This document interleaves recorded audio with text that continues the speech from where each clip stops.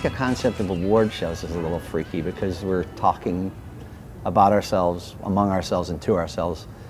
But freaks, sure. I mean, especially if you're a writer or an art director and you got into this business, at some point in your life you must have been considered a freak because you didn't do what was normal. You're either sketching or thinking about things that people didn't think about, making connections that other people didn't make.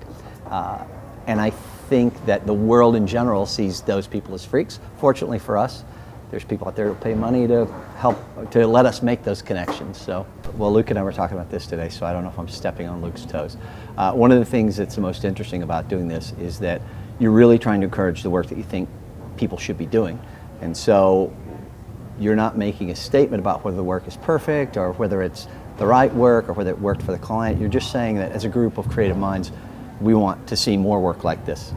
No, I mean, anytime you go to a show, I think there's always things that shock you on either end of the spectrum.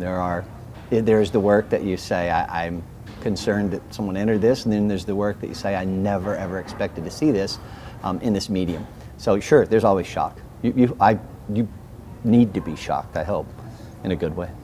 This is my second show, and it's interesting to see how the work's evolved in certain ways and how it hasn't evolved. And in the context of hasn't evolved, one of the things I loved about the work here is that there's a real strong craftsmanship around design. I know that the city does love its font, Brother. I don't know why it shows up everywhere, but and you'll hear some of the other art directors talk about that.